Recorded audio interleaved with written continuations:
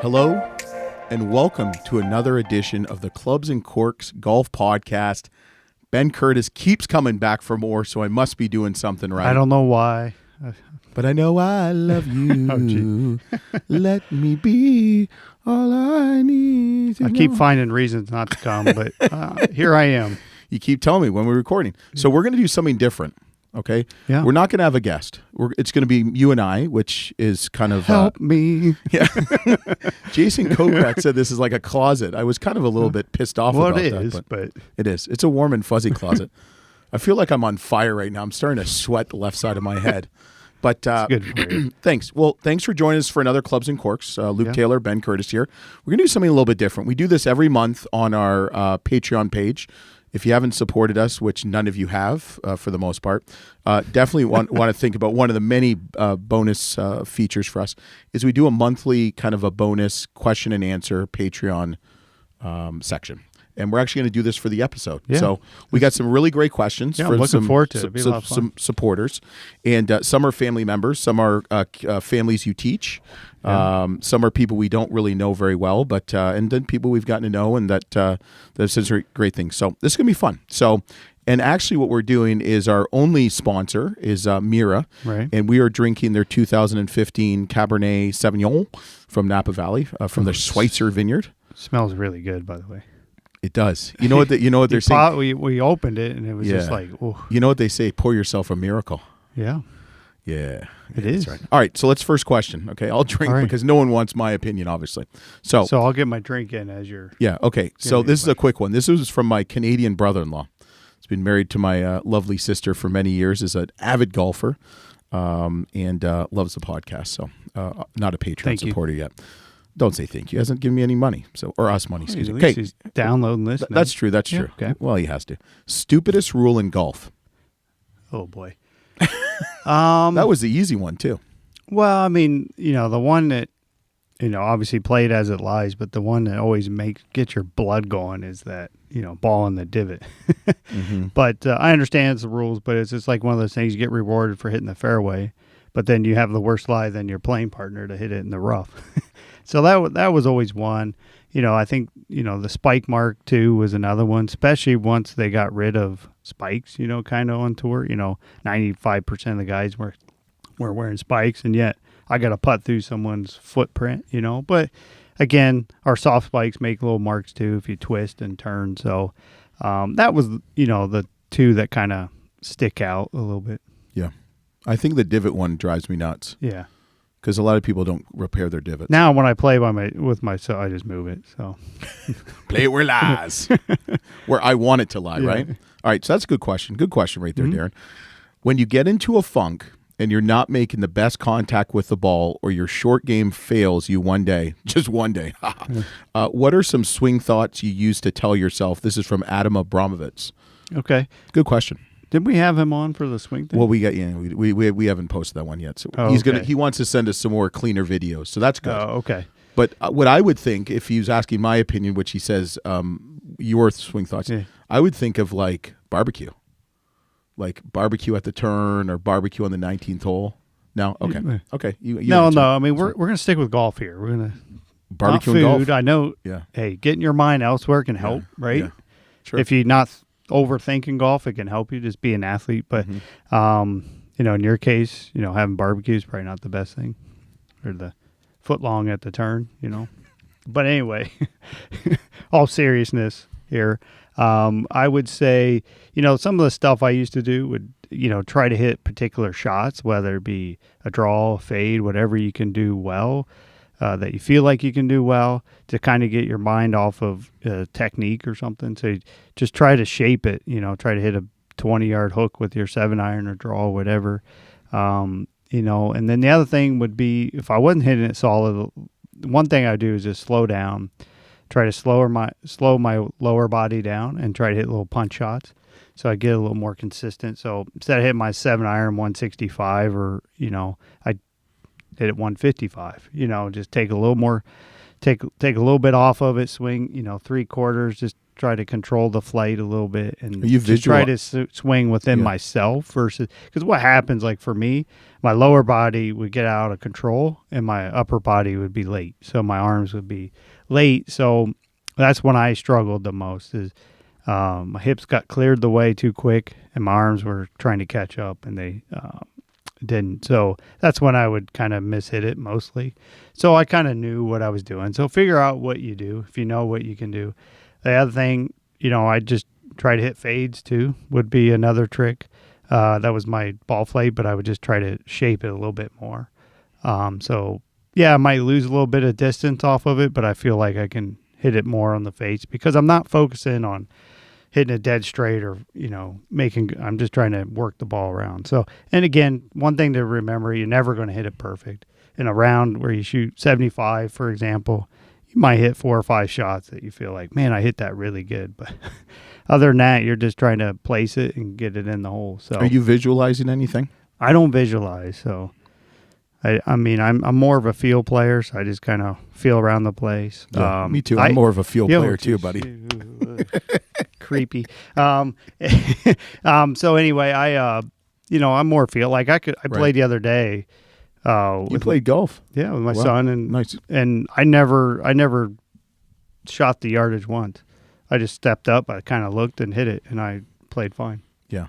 So it's just, but I was just relying on my instincts. But you're not the average golfer. No, but I've played so much, but I'm just relying on my instincts. I'm not really thinking, sometimes you overthink it. The older we get, the more you think about it. Speak for yourself.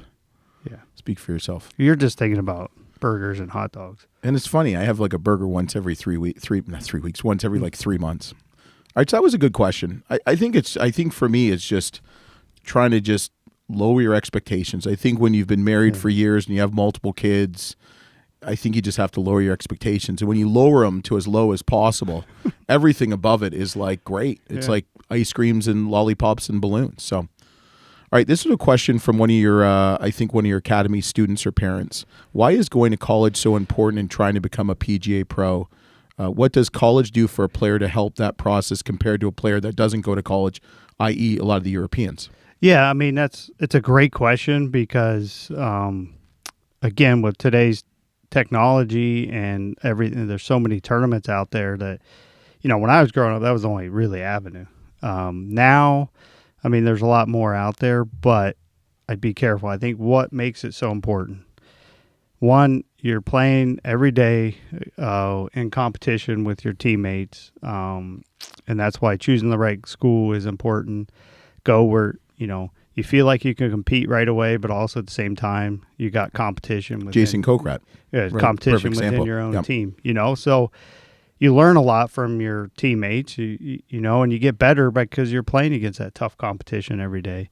So some of these kids that go to these high schools, sometimes they're the best player by 5-6 shots. Right. So they don't really have much of a competition. So that's number one. I think number two, you get coaching and instruction. You get which is top level. Right. Some of these guys like coaches, Casey Martin, some of these guys have been there, done that, right? They've been there, done that, and it's also psychology too. Right. And then you're traveling around free to play against some great competition and some great golf courses. Also, it depends on where you're going, but it also depends on the level you're at. So one of the stories I tell people all the time is that Jim Furyk, I don't think played terrible amount in college. No, and he played at Arizona. He went to Arizona, but they were always really good. So he's just playing against those kids every day, competing against them, and obviously everybody develops differently at different times. So there was guys that weren't that great in college that are now going on making millions. And what you meant about the Europeans, I know like Rosie, Justin Rose was one of them. He, 17 turned pro right away, but he also, I think, missed like 30-some cuts in a row. Really? Right after that. Wow. And so, but it made it tough. It made him tougher, but it was hard on him at the same time. I think when we get him on the podcast, we should ask him if he has any regrets of not going to college. He might, but a lot of those back then too, like a little bit different, right? A little different. Now they're getting recruited. When I played, we maybe played 3 or 4 foreigners, and most of them were Australian too. Which was weird of all places, right? Yeah, but the line down under. but they would come over. They were probably the first to really start it. England was the other one, but Luke Donald played for 4 years at Northwestern. I played a lot against him, and so that was, but I think you're just playing in great competition. You gain confidence, and no one's ready unless you're Tiger or something. But he played. Went to college, Stanford, for 2 years, and dominated. And Ricky Fowler went for, I think, 1 year, maybe two. Oklahoma State. Yeah, Oklahoma State. Yeah. Jordan Spieth, same thing. Justin Thomas. I mean, there's a lot of guys that have just and they got the competition and stuff. And I've heard of players that say, I'm going to go for 1 year and then turn pro. I'm like, well, how do you know at 17, 18? Right. So go to college, be successful. If you get paid a lot, then obviously the sponsorships are there. That's the other thing. If you don't go to college, where are you going to get the sponsorship? Where are you going to get the money? What tournaments are you going to play in? You're going to go, all of a sudden, you're going to be 18 years old playing against 24, 25-year-olds in these pro tournaments. But what tournaments you play in? What tour do you follow? Mm-hmm. Do you try to Monday qualify? Do you travel all across, just follow the tour, try to Monday qualify? I mean, that can get expensive quickly. And you're traveling a lot, and you're not really focusing on your game too much. Right. So at least in college, you have a set schedule. You're practicing 4 or 5 days a week with your teammates. You're playing in great tournaments. And, so, yeah. Cool. That was a long answer. Well, it should be. It was a loaded question. It was. Yeah, obviously, and you brought it to me. If you could take one round back, any one round, what would it be and why? And this is from Chris Roop. That's a good question. I think I'd take all my rounds. Yeah, I mean. Is there one that just kind of sticks out? It's a good question. The one that it's not really a round, but it's a sequence of holes in the 2008 PGA. And I wish I could just get back the last 3 holes. I birdied 15, I believe, to take a 1-shot lead, and I kind of I hooked it into the stands on 16. And if I would have just took a little more time, maybe thought about the tee shot and just maybe backed off a little bit. I mean, I started getting a little nervous at that point. I mean, I had the lead since, starting around, so it was kind of like, or one off the lead or whatever it was. I can't remember off the top of my head, but if I was going to, just kind of maybe rush myself 16, hit it into the stands. I took a drive. I ended up making par, but it's one of those holes, if I hit the fairway, you only have 120, 30 yards, and then there's water and stuff. It was at Oakland Hills. And then 17, I kind of thinned my iron shot into the par 3. It was up the hill. Great little, not little, 200-yard par 3, and kind of thinned my, forget what I hit, 5-iron or something. Kind of thinned it, hit on the downslope. It didn't quite carry, and it kicked through. I mean, it was right on line, so it had a very tough up and down. It didn't get up and down, made bogey. And then 18, I had a chance for birdie, but I just wish I could get that 16th hole and 17th hole back and to see what. I mean, who knows if I would have won? But where'd you finish? I finished second. Yeah, I know. And I was second. That's tough. 2 back. I mean, I finished 2 shots off, but man, I could have. If that shot would have just went a couple more yards on 17, who knows? It could have been tap in or within 10 feet or so, and had a chance to make a nice birdie. So, and put the pressure on Padraig, who was just in front. So. Yeah. Just those things, just, it doesn't eat at me, but, thinking about it, there's no one particular round. I mean, you're going to play good some days and play bad. So. Right. All right. This is from Jason Miller. A really interesting question, and you'll have a good insight just because your family's in the golf course, public golf course business. Is it feasible to save all the failing golf courses? Can the upswing from 2020 be used as a catalyst to continue regular growth moving forward?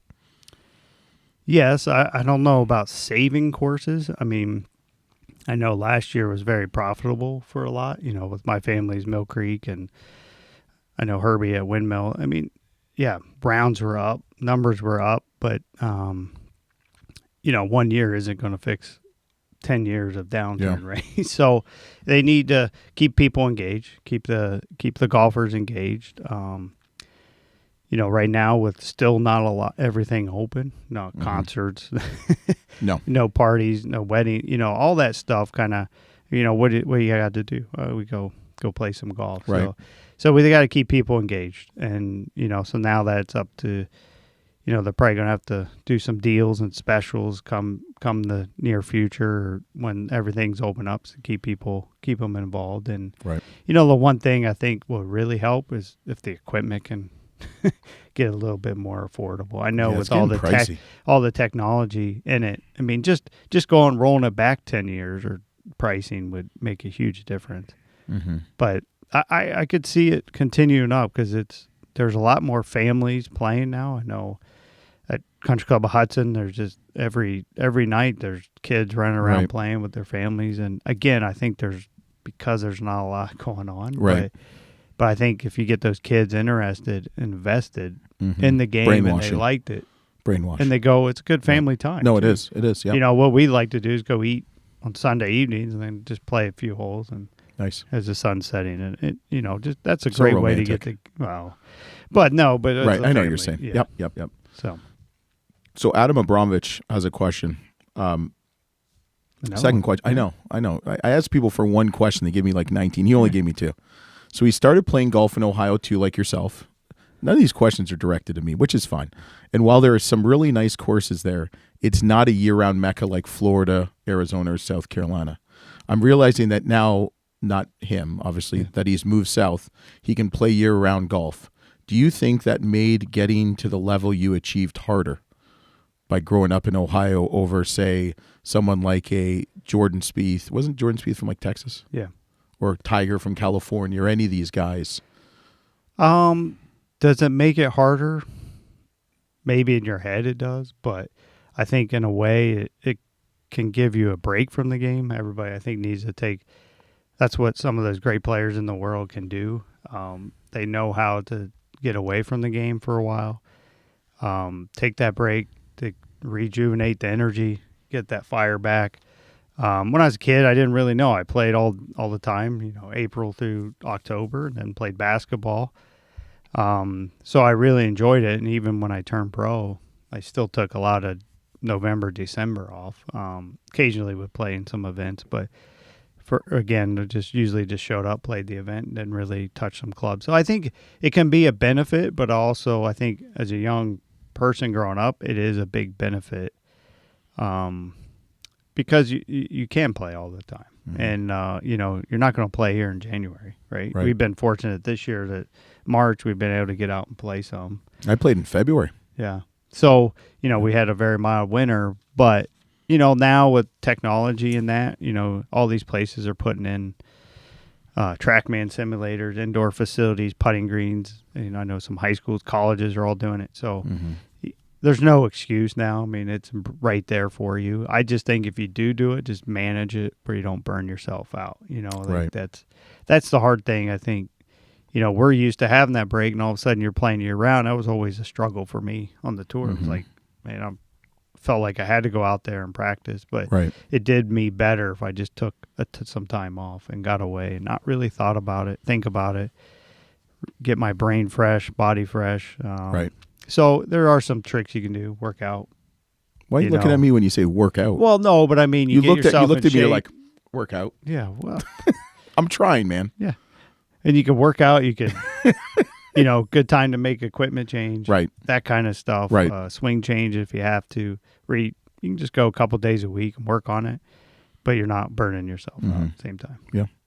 Let's take a little quick break. Yeah. I'm gonna you try your wine, and I'm gonna talk about Mira. It's really good. By the way. The miracle of wine, capturing a special time and place, finds its essence in the Mira Cabernet Schweitzer Vineyard. Even before Jim Bear Dyke and Gustavo A. Gonzalez founded Mira, they dreamt of making a definitive Napa Valley Cabernet from this premier Grand Cru vineyard, first planted in 1885 in the heart of the Stag's Leap District. The Schweitzer family devotes incredible care in their stewardship of the land and the field it yields. The field it yields. Yeah, the fruit it yields.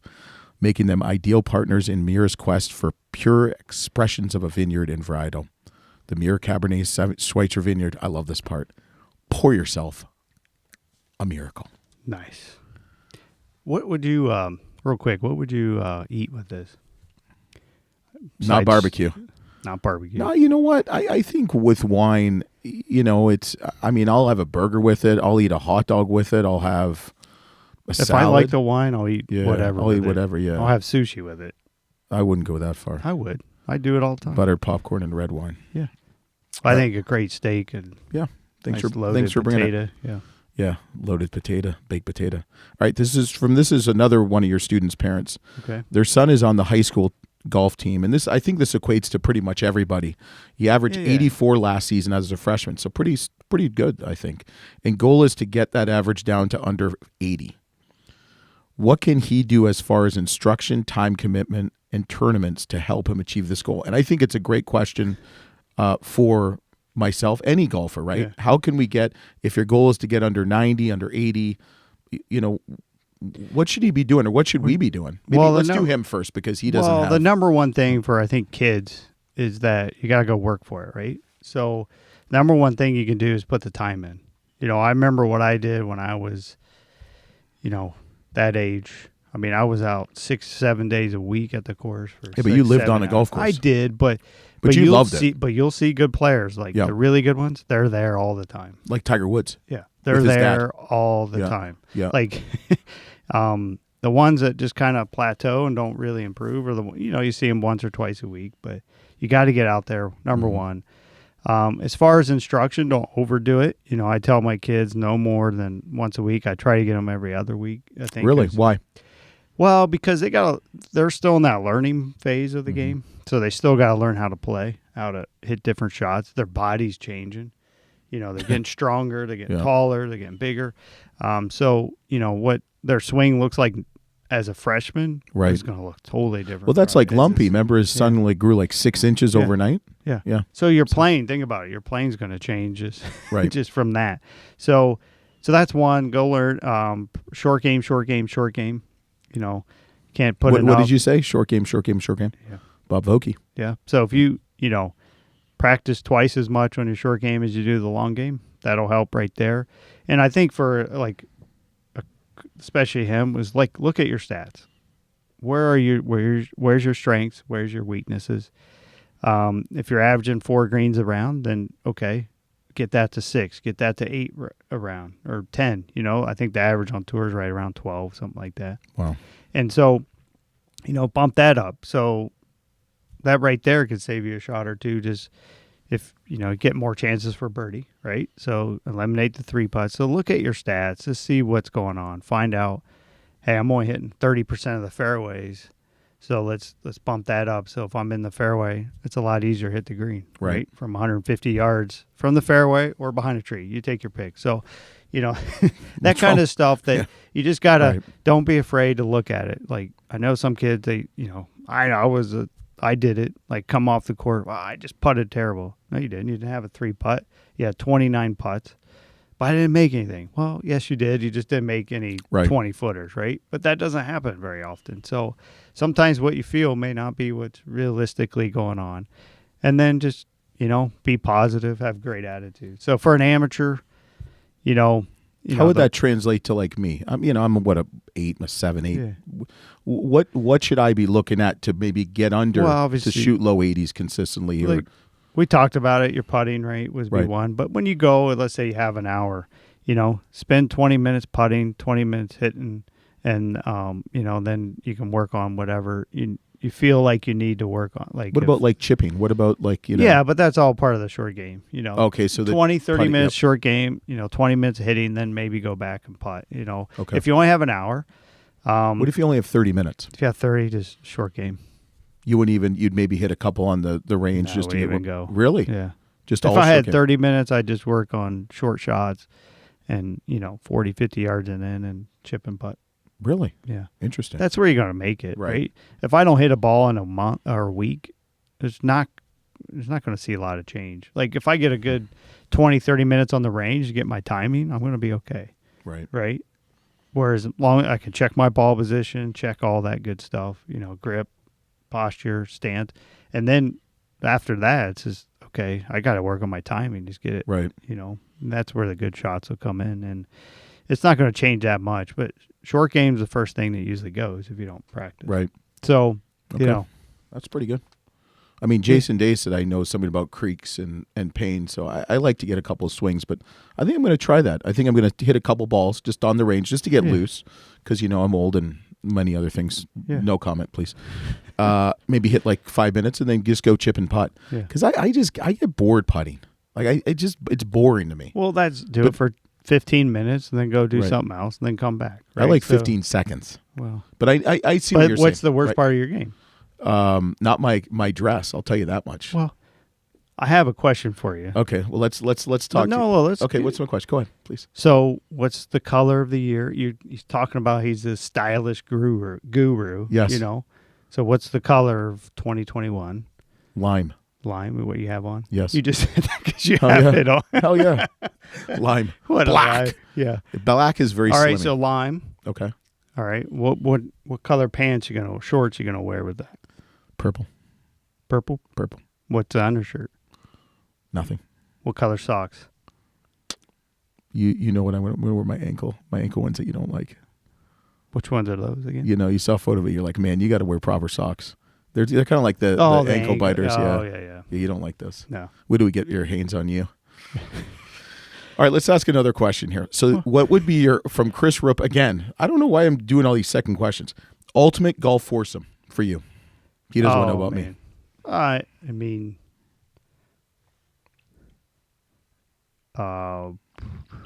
okay, I'll do 2 questions here. 2 answers. If we're talking PGA Tour greats of all time, Ben Hogan was a big idol. Jack Nicklaus, Bobby Jones, and myself.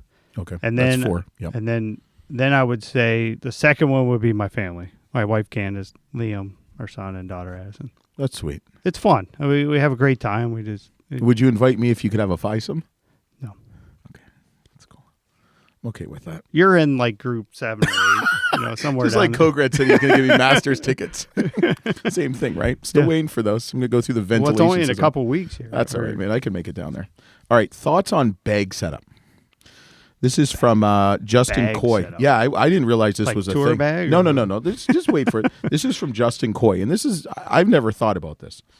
And this is from Justin. As someone that can't afford to have clubs to swap, depending on the course I play, I've never heard of that before. But I guess people. So he has 4 wedges and need to get crafty with long approaches. So which end of the bag is it smarter to have completely covered, short or long game?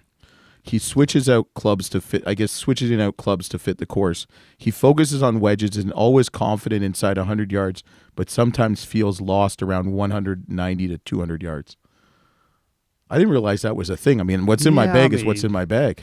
I mean, what's his handicap? I don't know. I didn't ask these personal questions.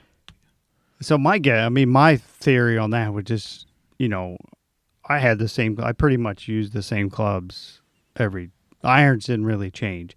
Now, a length of a course, I could see where he has that issue, but obviously he just has a gap in there he needs to figure out, right? He needs to get that situated. Whereas I would focus in on the wedges, and I would change the bounce in that and the sharpness of the group, the sole just to get based on where I'm playing, the firmness, softness type of grass and that kind of thing. So, I mean, obviously, it looks like he must have a gap in there that he just can't quite figure out from that. Well, 190 to 200, I mean, that's probably what, a 5-iron, 4-iron for people? Yeah, I mean, and it could be maybe 3 or 6 even. Well, I mean, it depends on how good he is, but I think most people, it's probably a 3 or 4-iron for sure. Consistently. Consistently, right? Yeah, so, maybe look at where you get a hybrid that you can adjust. Those hybrid, now you can adjust the loft so you can add, take a couple degrees off so you can add some yardage, or if you need to fill in that gap, get it where you add some more loft. So it just depends on where you're at. So without seeing his bag and looking at his numbers, that's it's kind of hard. Question. It is, but I would say focus in on the wedges. So play the wedges that you feel are going to give you the best opportunity to chip and putt. And I think Vokes had a 58 and a 54. I think those were the 2 Most wedges. people use 60, but it's like there's no need for it. Well, he said the average golfer can't even hit it. Yeah, there's no need for it. I mean, mine's a 59, and then I have a 54, and then a 48. So that's kind of my gaps. Right. But, obviously it could change when I was playing more. Now I just who cares? I just go out and play. Right. So. You don't really care much about golf. Well, Right. I don't really do it. I mean, I'm not playing at the level where No, God, no. you know, where it's important. I just Right. go out and play and have fun. Right. So the pretty much we didn't give him really an answer, which is okay. Well, I think no, I gave him an answer. So Okay. hybrid. Okay. Find Hybrid. some hybrid where you can adjust the loft so you can get that gap fixed. Right. Where you could just use a tool, and if you need to adjust it, particularly to the course that you're playing. Like some courses were long, right? So, like when I was playing toward like Hilton Head, I would add an extra wedge because you didn't need the longer. Right. It was shorter, more precision. But where right. when I, you know, like Houston, for example, was 7,600 yards. So, you know, I might add an extra iron or hybrid in there just to fill that gap where I say, hey, I'm going to have a lot more of these than wedges. So, Right. and then go with the wedges that you're comfortable with on the type of grass. What it seemed like he said was based on the conditions or the Right. type of course he was playing. But I mean, you should traditionally have a driver, three wood, which I can't hit. A couple, maybe a hybrid, you know, a 4 through a 9 pitching wedge, sand wedge, and then, you know, 2 gaps kind of thing. If you're a 6 handicap plus, you should have at least 2 hybrids in your bag. Really? I played the U.S. Open with VJ. What do you give me with? I my played U.S. birthday? Open with VJ. His first iron in his bag was a 6 iron. You're kidding me. No. Back in 2000, it was must have been 2006, 7, 8, somewhere in that range at U.S. Open. Seriously? Yeah. Back when he's in his prime still. I bet you he has no irons in his bag. We teased him, but then he would, you know, I was teasing him a little bit, just giving him a hard time. Because actually I had more. I was typically would have some hybrids, and I had a 4 iron in my bag. I'm like, look, VJ. Yeah. Can't hit a 4 iron anymore, huh? Yeah. You know, kind of joking with him, and he's laughing. Yeah, he's holding out from the fairway. Yeah. Shit like that. That's a pretty good one, right? Yeah, there. so I would say get more hybrids. Yeah. You know. All right. What other sports do golfers play? It seemed like basketball was a good one, and then tennis. Really? Some baseball when they were little, but not very many. When they were little. Yeah, but most of them seemed Right. to play basketball. Like Right. we had Sean McKeel. He Yeah. played. I know Dustin Johnson played basketball. Ryan Palmer, Jimmy Walker, all these guys. I mean, played. Yeah. I think basketball was the big one. Well, Just because there's not many. You know, when we were juniors, there wasn't many tournaments going on in October, November, December. would you consider? What about cheerleading? Is that considered a sport? It is, but I mean, You don't you think could any get of the, hurt doing that, lifting, I know. throwing people over your heads. Yeah. You think any of the pro golfers were cheerleaders in high school? I don't think. I mean, there might be, but I doubt it. Who would you think would be a cheerleader? I'm gonna put you on the spot. I don't. That's just one of the questions. I just look at it. It's you can't even see it. What pro golfer would you think That's was not a what it cheerleader in says. high I'm school? It looking says at that. I'm looking at it too. It says who's going to win the Oh. Masters. Yeah, who is going to win the Masters? Oh, My brother-in-law. man. My brother-in-law said Sergio Garcia, but I think he likes Spanish men. So If whatever. I had to put money today, And you've played the course multiple times. I mean, Dustin just won it in the fall, right? Yeah. I mean, Are you gonna wake? Are you gonna open your eyes eventually? yeah, I'm just thinking here. I think, okay, my 2 picks. Okay. You want me to get 2 or 1? Whatever you want to give. I'm just I'd gonna say Rory's good. He's due. really. He's getting just lambasted in the media. Who cares? Exactly. The guy's What for Yeah. what? What's he getting land based? because he's not winning, which I think is a joke. Well, You know how difficult it is to win on the PGA Tour? yeah, Exactly. You won what, 4 times? How many starts? over 200. Yeah. And what's the average pro golfer win? Who Seriously, do we have? The one, was it Sean McKeel? Had He like won one- 500, right, or something? Well, he won 1 tournament, PGA Championship. So Yeah, I mean, I think it's just I don't know. I don't like all this noise about how he's, you know. I mean, it's after talking. he's to won 3 majors or 4 majors, right? Yeah, he's 4. won the right. I He think just so. hasn't won the Masters. That's Yeah, the only one he has. Yeah, but how many guys has won the Masters? You haven't won a Masters. I haven't. Well, I think there's only Like at 40. the time when I won the British Open, there was only 270 different names or something like that that won a major. Wow. Think about that. So even if it's 320 now, yeah, because Brooks Koepka's won what, 5? yeah. Well, Dustin's won a few. Tiger's won a couple more. Tigers won. I mean, Yeah, I don't know. yeah. I like the way we do our show. Yeah. We don't lambaste anybody. You've been there, No. done that. And I look at it. There's Yeah, no there's no point reason. because they're all so good, right? I could sit there and make fun of the guy that's finishing 200th on the money list, but he can beat 99.999% of the people in the world, right? Yeah, but anybody can win on any given week, right? Right. Well, you look at the match play. Yeah, I mean, Billy there's- Horschel. I mean, Billy Horschel of all people. There's four And he's a great guys player. there that you Yeah. would, that would not be your Final Four pick if it was the March Madness, right? No, There's no. no way that you would have those four teams in. no. Those four guys. And coming did, no, up, no. there's four teams that in this, whatever, Yeah. basketball, they're probably going to be that somebody had all four of those guys Right. in the match, in the Final Four. Isn't that crazy? Yeah. Some of these guys in the match play I've never even heard of. Yeah. It's amazing. All right, so we got only one more question here. This is great. Yeah, one more question. Top tour story not involving a round of golf. An after round funny story. That's from Chris. After round funny story. There's got to be at least one. Yeah, I mean, there's so many that kind of. Do you close your eyes when you sing? Yeah, I don't Okay. sing, Yeah. obviously. Only in the shower. Closing your eyes. Not involving a round. I mean, Ryder Cup was so much fun. I mean, we had Lou Holtz come in and give a talk, and Candace and I knew him a little bit because he lived at Lake Nona, and at the time when we lived there as well, and he sat with us. We had dinner. We're just talking, but sitting with him at our friend's house down the street at Lake Nona, and we were just having dinner, and he just goes on these rants like. He was just like stuff that just now makes sense. He was talking about like, why is the pharmacy in the back of the store? It's only the sick and old crippled people that have to walk. Why do they have to make them walk through the whole store? Because they want him to get like everything else. Right. Well, I know, but I mean, he said Gosh. just stuff like that. But he was a lot of fun. He, obviously had some great stories from his time at Notre Dame. I heard a funny story about Lou Holtz. So Lou Holtz comes in, and I think it was Steve Berline's the quarterback, and he threw like 12 interceptions the year before. Yeah. So Lou goes to Steve Berline, and he says, he's like, you're not going to throw more than 12 interceptions next year. So Berline's all excited, like he's gonna give him some great advice. And Steve's like, oh, thanks, coach. He's like, because after 11 interceptions, your ass is gonna be on the bench. That's hilarious. That is a Lou Holtz story. Yeah. Yeah. I mean, he's got this great magic trick where he tears up the newspaper and then puts it back together. Really? Yeah. And he's a Kent State guy. Yeah, he's at Kent State. He went to Kent State. Yeah. And he coached there and too. he's all of like 5'6" and about 130 pounds. Yeah, but he was an offensive lineman or linebacker, one of the two. But he was like, you're like a position. You're like, what?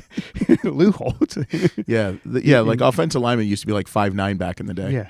And 130 pounds, obviously. 130 pounds.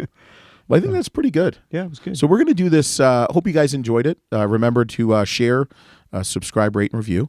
We're going to try to do this maybe once a quarter. Yeah. We're going to do it every month on our Patreon page. Yeah. The link will be below to the Patreon page. You got a ton of stuff. www.patreon.com/clubs and corks. And thanks to Mira. Wine was delicious. We appreciate their Very good. support. Check them out. The link will be in there too. And Ben, another great week. Keep sending those great questions. Yeah, Fun. they were pretty deep. Yeah, it was a good time. Yeah, you closed your eyes too a couple times, so that was good. I got to visualize. Yeah. I said I don't visualize, but I just did. Yeah. No. Yeah. So thanks so much Thank for you. watching and listening to the Clubs and Corks Golf Podcast, and we'll see you next week.